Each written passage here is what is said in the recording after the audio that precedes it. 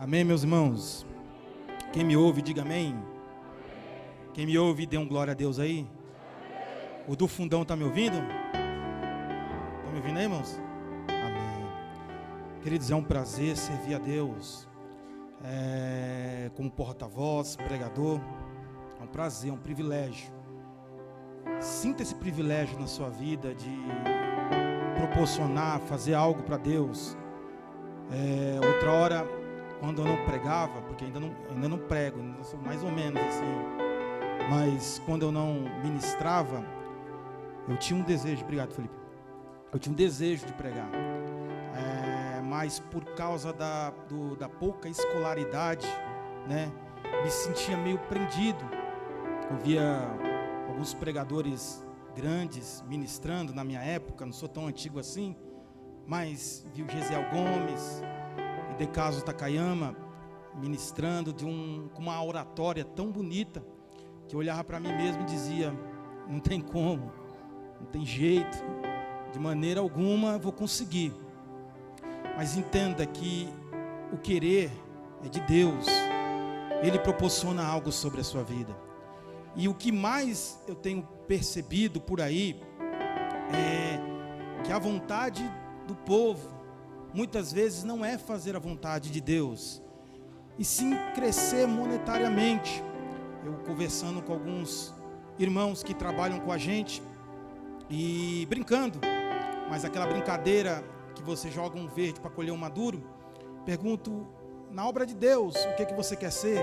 Quero ser empresário, quero ser alguém que vai abençoar a igreja, é tudo assim.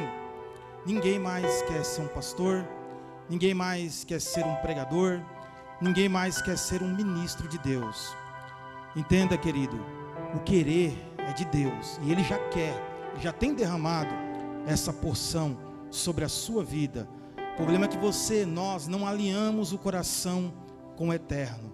A partir do momento que você alinhar o seu coração com Ele, Ele vai derramar coisas grandes sobre a sua vida. Você pode levantar assim a mão e concordar comigo em nome do Senhor Jesus? Querido, por gentileza, você que tem uma Bíblia, você que possui uma Bíblia, e você que trouxe a sua Bíblia, abra ela no tema desta noite, livro de Neemias, capítulo 1, a partir do verso de número 1.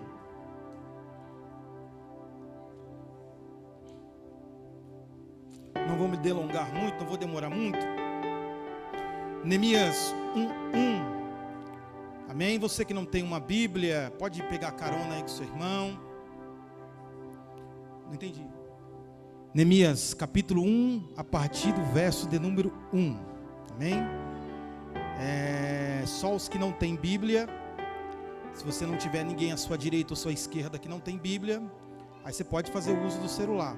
Só nesse caso, depois você desliga o abençoado aí, hein? Em nome do Senhor Jesus. Diz assim, livro de Neemias, capítulo 1, a partir do verso de número 1. As palavras de Neemias, filho de Acalias. E sucedeu no mês de Quisleu, no 20º ano, quando eu estava no palácio em Suzã, que veio Anani, ou Anani em algumas Bíblias, um dos meus irmãos, ele e alguns homens de Judá, e perguntei-lhe, o que ele fez? O que ele fez? O que ele fez? Olhe para o seu irmão, diga assim, irmão, pergunte.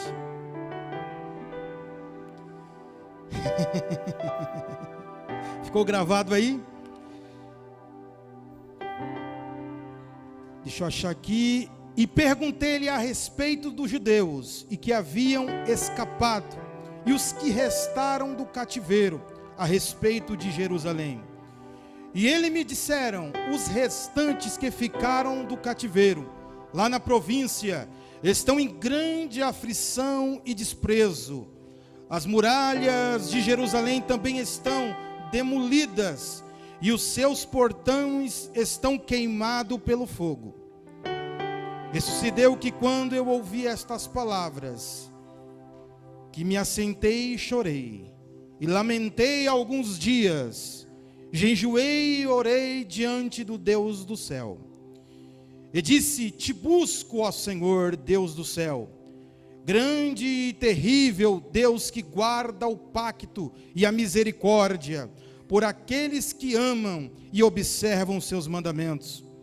Que agora estejam atentos os teus ouvidos e os teus olhos abertos, para que possa ouvir a oração do teu servo, ao qual oro diante de ti, agora de dia e de noite, pelos filhos de Israel, os teus servos, e confesso os pecados dos filhos de Israel, os quais têm pecado contra ti. Tanto eu como a casa de meu pai temos pecado, temos agido muito corruptamente contra ti, e não temos guardado os mandamentos, nem os estatutos, nem os juízos que tu ordenaste ao teu servo Moisés. Lembra-te, rogo-te, as palavras que tu ordenaste ao teu servo Moisés, dizendo: se vós transgredires, eu vos espalharei por entre as nações. Mas se vós converterem a mim e guardardes os meus mandamentos, praticando-os, então ainda que os vossos rejeitados estejam nas extremidades do céu, ainda assim eu os reunirei lá, e os trarei a um lugar que tenho escolhido para ali pôr o seu nome. Ora, estes são os teus servos, o teu povo, os quais têm redimido pelo teu grande poder e pela tua mão forte. Ó Senhor, rogo-te que esteja atento os teus ouvidos à oração do teu servo, que esteja em temor o teu nome. Faz-me prosperar hoje o teu servo, e concede misericórdia à vista dos homens, porquanto eu era copeiro do rei. Você pode dizer amém?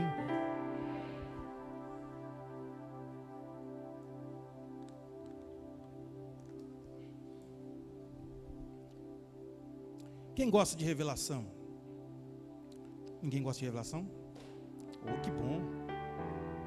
Revelação é uma coisa extraordinária, não é assim? Quem já passou, quem já foi revelado ou tem um dom da revelação, assim como a pastora Luciana, alguns irmãos do ministério que tem um dom da revelação, mas está meio embocado como eu. É muito bom quando você é revelado, sabe? A pessoa chega até você e esclarece algumas situações. É muito bom, é muito gostoso quando você ouve Deus falar com você e dizer assim: eu sou contigo, não temas, eu te ajudarei. É tão gostoso, queridos. Também é bom, há quem diga que é bom quando Deus nos repreende. Tem gente que gosta, tem gente que não gosta, mas entenda ou não, Deus ele não fala aquilo que eu quero ouvir, Ele fala aquilo que Ele tem para falar para a gente.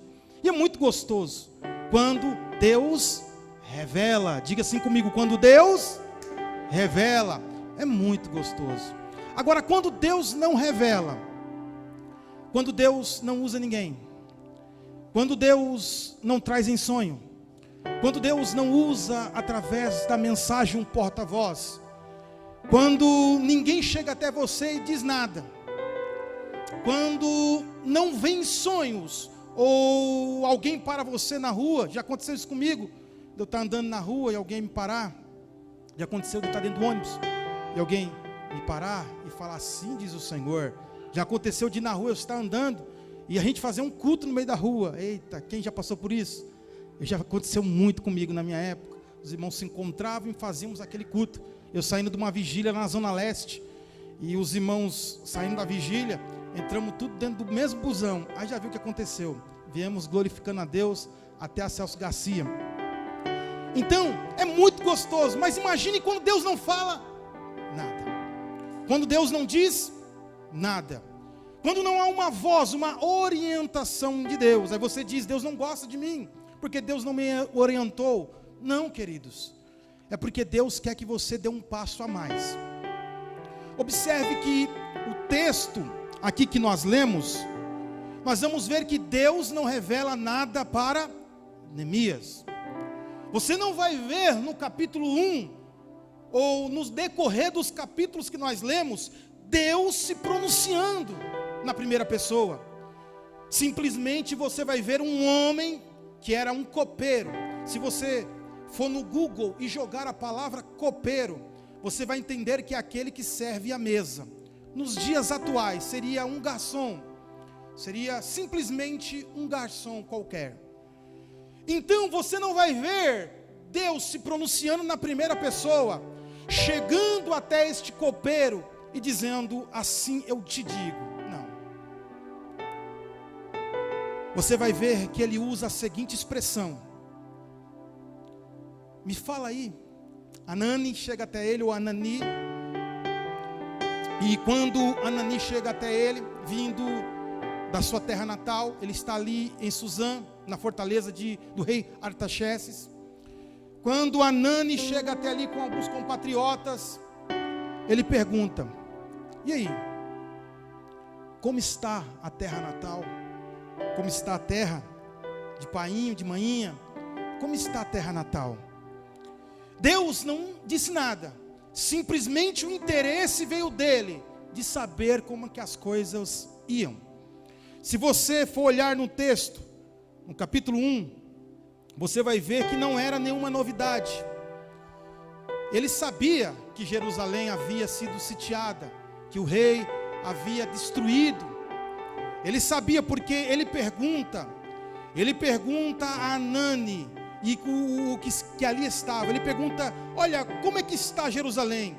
Os que escaparam do cativeiro, os que saíram do cativeiro, como é que eles estão?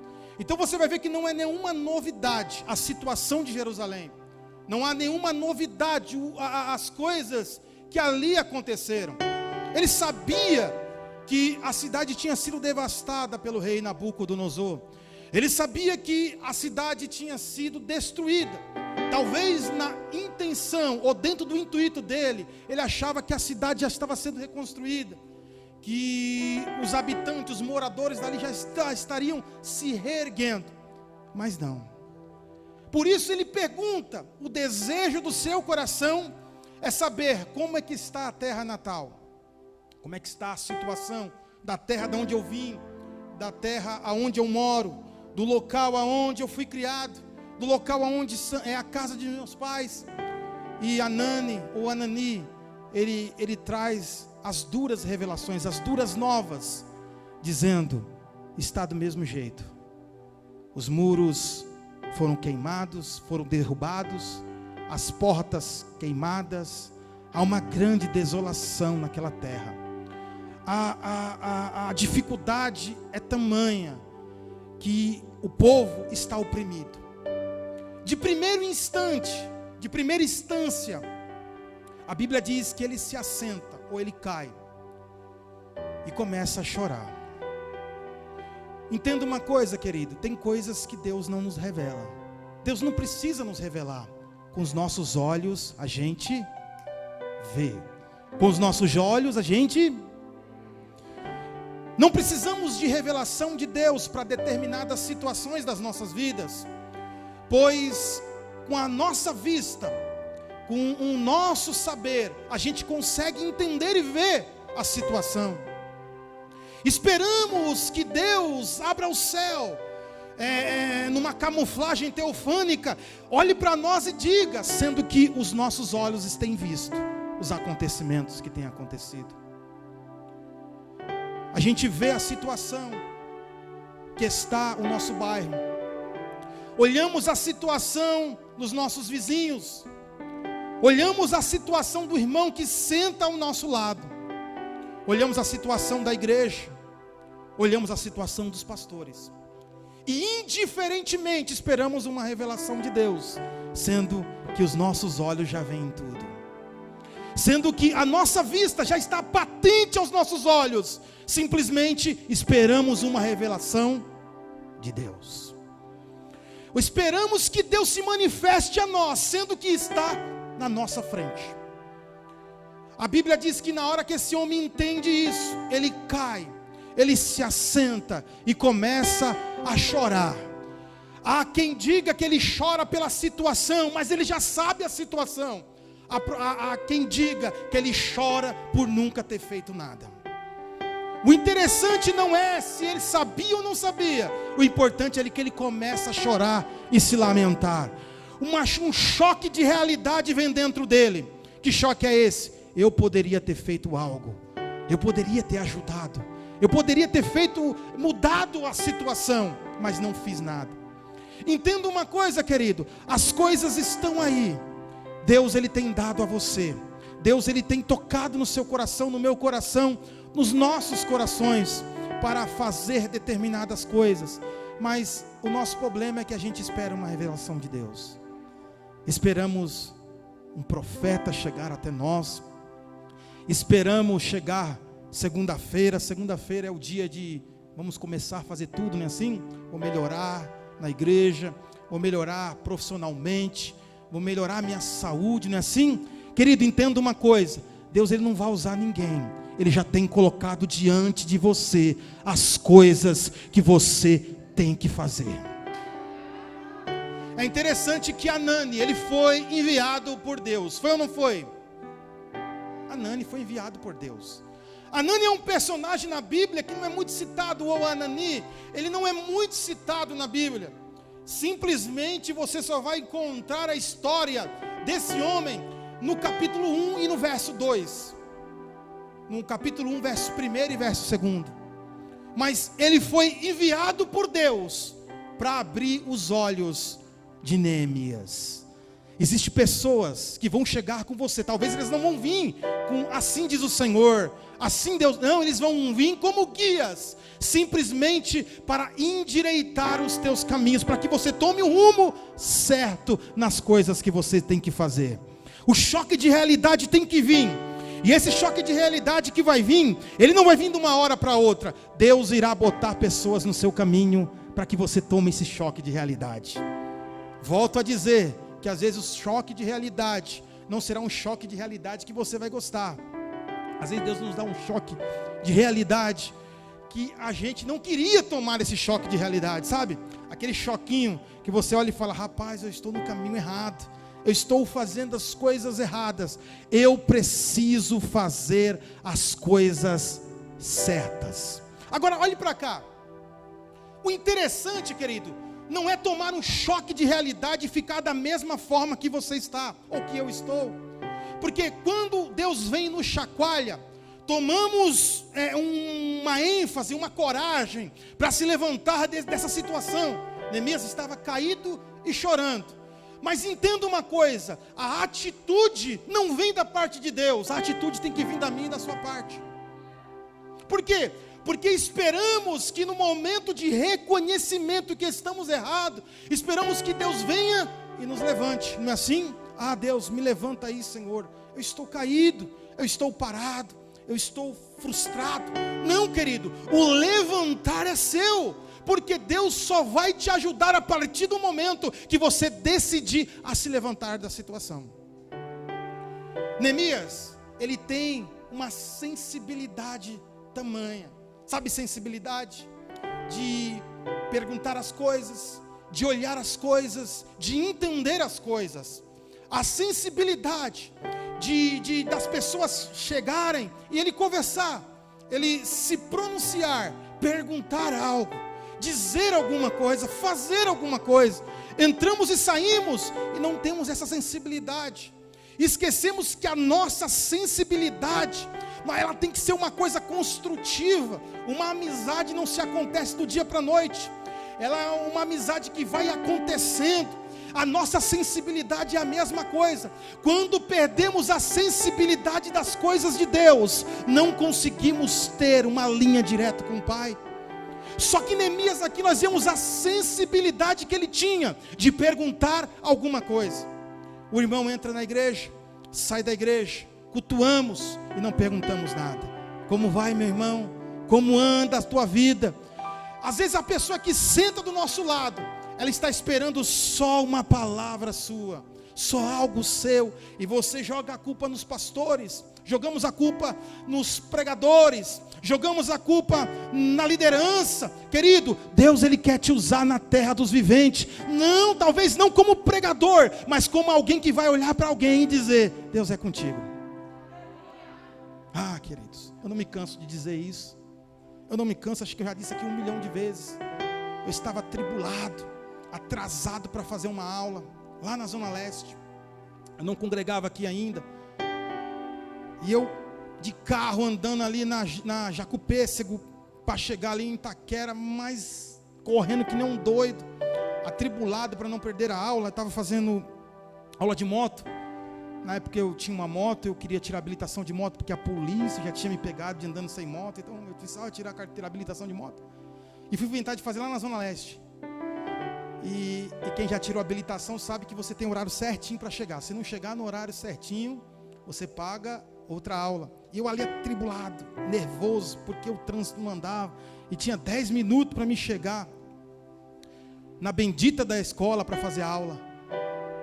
E eu nervoso, sabe, nervoso. Abre farol, meu Deus, sai da frente.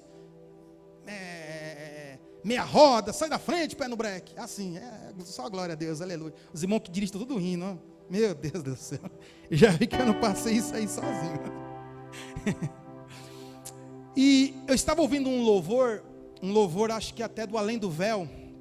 Eu nem me lembro mais que louvor que é, mas eu lembro que era do Além do Véu. E o louvor falava assim, que Deus é contigo, não temas, uma coisa assim. E o farol fechou bem na hora que eu ia com tudo. O farol fechou, eu falei, meu Deus, abre farol. E o som estava bem alto. Aí vinha um irmãozinho com a cabeça bem baixa, sabe, a cabeça quase no meio do joelho, cabisbaixo, moribundo. Só Deus sabe o que se passava na mente, no coração daquele irmão. Mas na hora que ele ouviu o louvor, que eu estava atribulado, estava no carro tocando, ele levantou a cabeça e começou a dar glória. Ah, queridos, irmãos, tem coisa mais tremenda do que isso? Você ser usado de uma maneira que você nem sabe que você foi usado. É assim que Deus quer te usar nessa noite. Ah, Deus ele quer te usar como porta-voz, como alguém que toma um choque de realidade e se levanta da situação que você está. Neemias não era profeta, não era pregador, não era sacerdote levita. Ele era simplesmente um copeiro que decidiu fazer algo para Deus. Você entende isso? Um copeiro, um servente, um ajudante de mesa, que ele decidiu no coração: eu quero fazer a diferença na terra dos viventes. Ah, queridos, a Bíblia diz que aquele momento de lamento, aquele momento de caída, aquele momento que ele estava tendo uma crise dentro de si, ele se levanta. E o que ele faz? Ele começa a orar e a jejuar. Ah, queridos, ele se levanta e começa a orar e a jejuar. Oh, queridos, pastor, eu não sei o que fazer. Ore. Não sei como agir. Ore. Não sei o que vai ser o amanhã. Ore. Não sei as coisas que hão de vir. Ore, queridos. Ore até Deus falar contigo. Ore até você sentir a presença de Deus. Ore até o Senhor bradar na tua vida. Ore até o momento que você sentir a graça do Senhor invadir o seu ser. Ore até esse momento ruim passar da tua vida. Ore até as lamúrias você mandar fora. Ore ao Senhor, que Deus ele vai falar contigo. E a oração, ela é tremenda, queridos. Quem ora? Tem pessoas que parece que tem uma mola no joelho, já viu? A pessoa chega na igreja, dobra o joelho e já levanta. Parece que tem duas molas no joelho. Isso não é oração, queridos. Oração também não precisa ser feita de joelho. A gente que é um pouquinho mais antigo, foram ensinadas para nós que a melhor oração é de joelho, não é assim? Os que são mais antigos comigo, é que eu não sou tão velho assim, hein? Mas a oração que era pregada é que a melhor oração era de joelho. Não, eu posso ficar ajoelhado o dia todo, se meu coração, o que saía da minha boca, aquilo que emana dentro de mim não corresponder, não adianta nada. Porque nunca a oração foi dobrar o joelho, a oração sempre foi renúncia. A oração nunca foi estar ajoelhado, a oração sempre foi a renúncia. Sabe quando você já tem as palavras decoradas? Dobra o joelho, Pai abençoa minha casa, Pai abençoa não sei quem. Palavras decoradas, não é isso que Deus quer. Ele quer renúncia do coração. Lembra que tinha 2 homens orando na sinagoga? Um olhava e gritava dizendo: eu sou dizimista, eu tenho dado dízimo, eu tenho dado as ofertas, eu tenho vindo na sinagoga. E Jesus, contando essa parábola, ele diz que outro nem olhava para o céu, dizia: eu sou pecador. Ah, queridos, entenda, a oração nunca tem a ver com estar de joelhos. A oração tem a ver com o coração aquebrantado diante de Deus. Essa é a verdadeira oração. Neemias aqui, ele tem um momento, uma espécie de confusão ali. Ele senta e se lamenta, mas ele entende: eu não tenho estratégia nenhuma, eu não tenho habilidade nenhuma, eu não tenho recursos nenhum, mas eu tenho uma coisa, que é o poder de invocar o Pai, uma linha de acesso ao trono da graça. Eu quero dizer a coisa para você nessa noite, querido. Deus está com saudade de ouvir a sua voz. Deus está com saudade de ouvir você lá em cima. Entenda, a Bíblia Sagrada diz no livro de Gênesis que Deus, ele descia. Deus fazia o quê? Para falar com o homem. Não é assim? Em Gênesis, Deus descia, Adão, ele trabalhava o dia todo, e Deus, ele descia para falar com o homem. Não é assim? Deus, ele vinha, olha só que privilégio, querido, Deus descer e falar com você. Vem o pecado, vem as coisas erradas, as coisas errôneas. O que acontece? Deus corta essa relação. Agora é nós que temos que subir para falar com Ele. Você entende isso? A única forma de eu subir é orando ao Pai dos céus. Há quem diga, alguns pregadores, alguns teólogos, homens sábios da Bíblia, que aquele texto, quando Deus está no céu e Satanás se apresenta diante de Deus, o texto vai dizer que os filhos de Deus se apresentaram, lá no livro de Jó, capítulo 1 ou 2, se eu não me engano.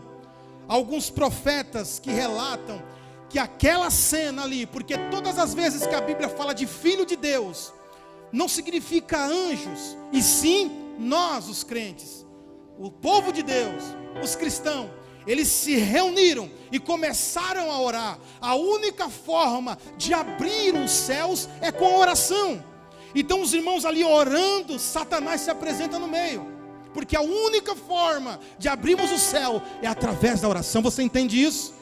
Não existe outra forma de abrir os céus. Não existe outra maneira de o céu se abrir a não ser com a sua oração. Você tem acesso direto aos céus. Você tem acesso direto ao trono da graça através da oração. Então entenda, querido, não fique se reclamando, não fique murmurando, criticando, até mesmo blasfemando.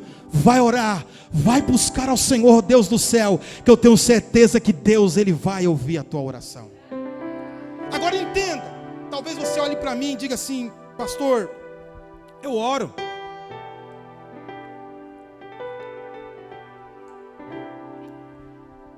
bastante, eu venho para um ciclo de oração, ou para oração, para intercessão, busco, em casa eu oro, mas, sei lá, parece que o céu está meio distante, parece que o negócio não vai, não vinga, parece que não anda as coisas. Entenda, queridos, a Bíblia diz aqui, no verso 5 do mesmo capítulo, diz que Neemias fez uma oração a Deus. E a oração dele está escrita aí. Você vai ver que ele não usa muitas palavras, aquela oratória bonita, aquela oratória cheia de palavras belas. Não, ele usa palavras simples. Só que no capítulo 1, verso 5, ele usa uma expressão interessante. Ele diz assim: eu te busco, ó Senhor, Deus dos céus. Eu te busco. Diga assim comigo: eu te busco, ó Senhor dos céus. Talvez essa palavra não tenha efeito nenhum no nosso coração, não é assim? Por que eu falo isso? Porque preste atenção. Todas as vezes que vamos orar, temos a estranha mania de falar: Deus, eu quero um carro, quero uma casa, quero casar. Eu sou casado, hein? Quero um namorado, uma namorada. Temos a estranha mania de chegar pedindo. Somos pedintes ou não? Quem riu é porque já fez isso aí. Chegamos requerendo algo a Deus, como se Ele tivesse a obrigação de nos dar alguma coisa. Neemias poderia fazer da mesma forma: Senhor, ó Pai, qual a situação? Como está os acontecimentos? Não, ele começa a usar uma expressão: eu te busco, ó Senhor Deus dos céus.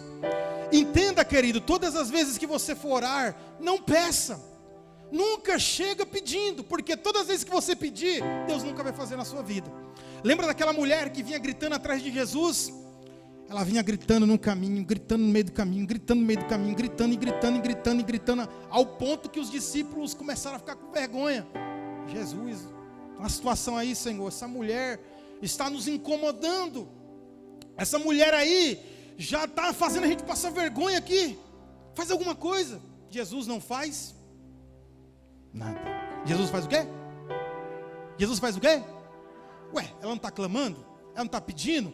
Ela não está orando, não está buscando? E Jesus faz o quê? Não tenha medo não, meu irmão. Jesus faz o quê? Jesus fez o quê? Olhe para o seu irmão e diga aí: nada. Olhe mais uma vez e diga: nada. Mais uma vez para ele acordar, diga assim: nada. Isso, autoridade. Mas ela não vem orando, ela não vem clamando, ela não vem buscando, ela não vem, mas da maneira errada. Me dá, me dá, me dá, me dá, eu preciso, faz isso, faz aquilo, faz aquilo, faz aquilo, faz isso, olha isso aqui, olha isso aqui. Ela pede da maneira errônea, errada. Ela usa as expressões erradas. Eu quero, faz isso, eu te busco porque eu preciso disso. Querido, entenda uma coisa: todas as vezes que você pedir errado, Deus vai fazer? Deus vai fazer o quê? Nada.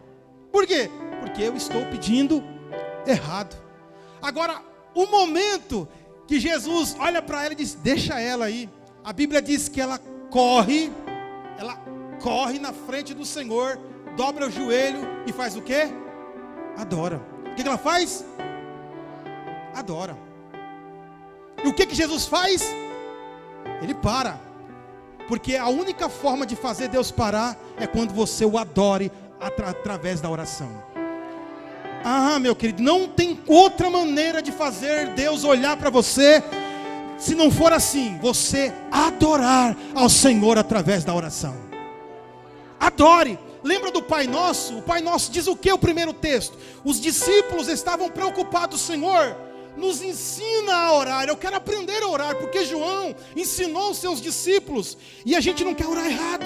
Então me ensina. Olha a preocupação dos discípulos de Jesus: eu quero orar certo. O que Jesus faz? Pai nosso que está, Pai nosso que está. Temos um Pai. Você não está sozinho, você tem um Pai. Ele te ensina nessa noite: você não está sozinho. Abba, Paizinho, nós temos um Pai lá no céu. E Jesus, ele começa ensinando, dizendo: santificado seja a adoração através da oração. Jesus não ensina você chegar orando, Ele ensina você chegar e dizer: Paizinho, santificado seja o teu nome. Ó Pai, adoramos o teu nome. Ó Pai, eu quero glorificar ao Senhor. Querido, todas as vezes que você chegar perante o Senhor, adore Ele através da oração. Diga que Ele é lindo, diga que Ele é cheiroso, diga que Ele é magnificentíssimo. Adore ao Senhor através da tua oração, que eu tenho certeza que os céus irão se abrir ao teu favor. Você entende isso? Quando reconhecemos Deus através da oração. E às vezes esquecemos até de pedir, sabe? Esquecemos, eu estou orando aqui por alguma coisa, mas até esqueço, porque eu me envolvi na chama da oração, na chama do clamor. E isso acontece de vez em quando, querido, sabe? Quando você se envolve na oração, você viaja na oração, aí você já não liga mais para a hora, você já não liga mais o ambiente, você já não liga mais para onde você está. Você não consegue mais entender. Por quê? Porque a oração, ela nos contagia, querido, de uma tal forma que sentimos a presença do Eterno. Pastor, nunca senti isso. Comece a orar invocando ao Senhor. Comece a orar buscando ao Senhor. Comece a orar, querido, trazendo Deus para mais perto de você, trazendo o Senhor para mais perto do teu lar, que eu tenho certeza, querido, que você irá sentir a presença de Deus. Agora que interessante, já estou terminando, querido. Eu nem sei que horas são, meu Deus do céu. Olha para cá. Meu tablet está doido, ele está marcando meia-noite. Misericórdia. Esse tablet não está convertido não. Ele está aqui, ó, 00:55. Falei, Jesus, o que é isso aqui? E o relógio dali também está adiantado. Mas olhe para cá. O legal de tudo isso é que Neemias, ele ora invocando o Senhor, buscando ao Senhor, e não expondo os problemas. Só que a segunda metodologia de Neemias também não foi orar já declarando o problema. Ele primeiro ora buscando, invocando a presença de Deus. E a segunda característica dele, que ele começa a pedir perdão pelos pecados. Está no texto. Você não peca? Não pecamos?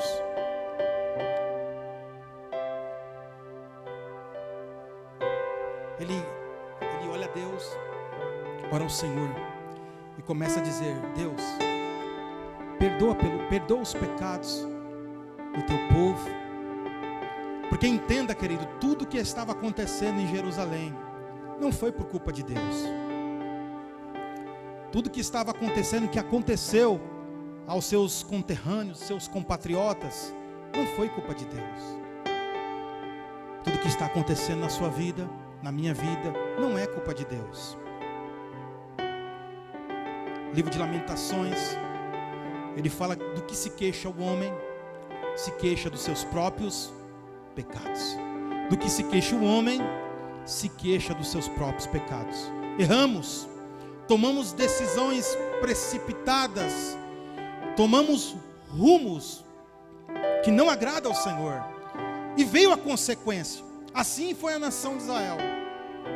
Eles tomaram decisões precipitadas, e as decisões que eles tomaram os levaram à situação que eles estavam vivendo. Eles colheram aquilo que eles plantaram. Então a culpa não é de Deus, senão do próprio povo. Mas entenda, o povo não se arrependeu, mas tinha um homem orando pelo povo.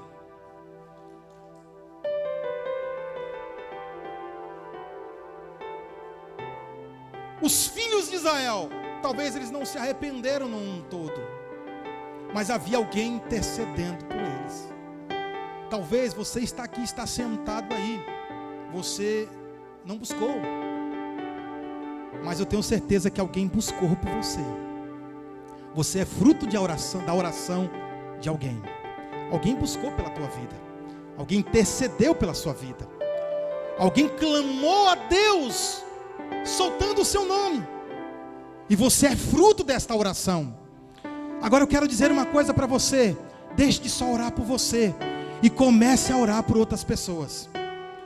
Ah, querido, comece a orar por pessoas.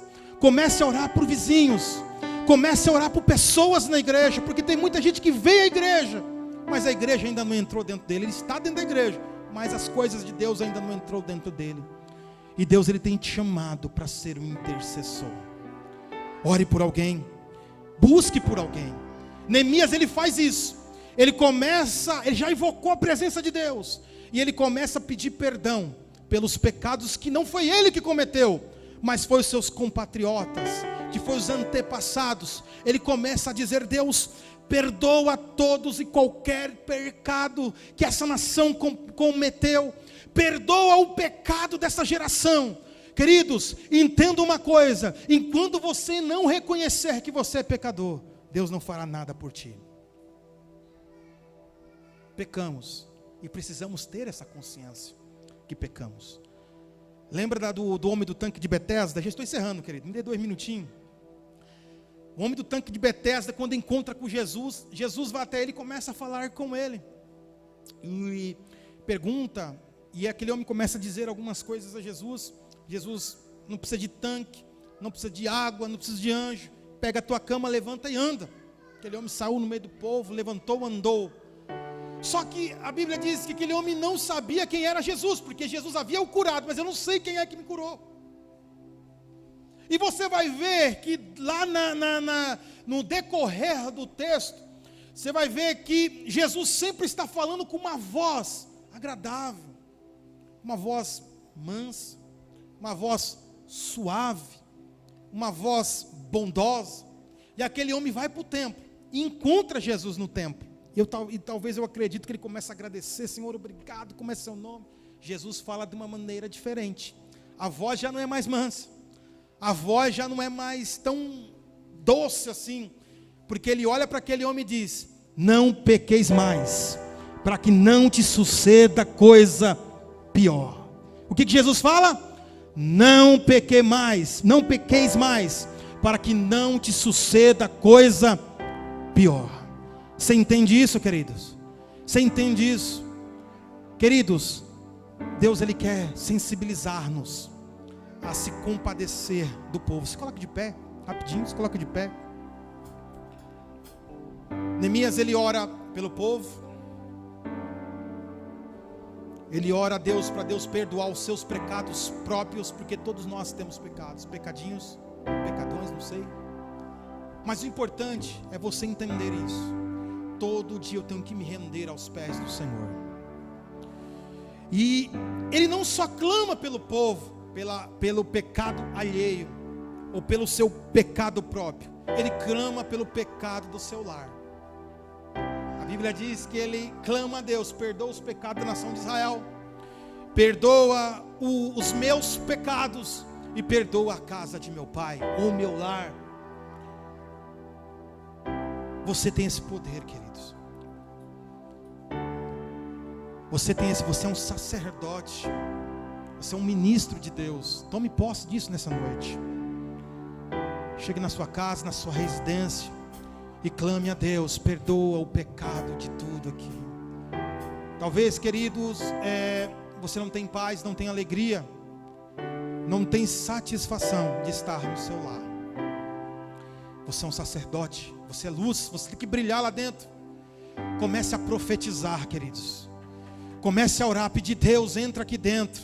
Senhor, toda impureza que saia fora, toda malícia, todo o impedimento, o abrolho, as coisas que tem aqui dentro, que saia em nome de Jesus. Eu tenho certeza que Deus irá bradar. Encerro aqui, já não vou mais embora, que se eu fosse pregar aqui eu ia embora. Ele era o quê? Diga assim comigo: copeiro. Ele era o quê? Diga mais uma vez: ele era o quê? Ele era o quê? A Bíblia diz que depois que ele termina toda a construção do muro, não vou entrar nesse detalhe, a Bíblia diz que os sábios, os anciões daquela terra, olha para ele, porque ele era um copeiro. Ele não sabia nada de construção, ele não sabia profetizar, ele não sabia nada, ele só sabia que ele tinha Deus na vida dele. de copeiro, ele virou prefeito, uma espécie de prefeito, digamos assim, a governador daquele local. Eu quero profetizar isso sobre a sua vida. Deus tem projeto de mudar histórias, Deus tem projeto de mudar vidas, Deus tem um projeto de mudar a sua situação. Mas entenda, se levante da situação que você está. Deus vai reverter o quadro da tua vida. Quem te conheceu como copeiro, irá te ver como ministro. Quem te conheceu como servente, vai te ver como homem e mulher de Deus, e vai reconhecer Deus na tua vida. Mas é só para aqueles que se levantam e reconhecem que Deus é o Todo-Poderoso na sua vida. As palmas louvam a Jesus.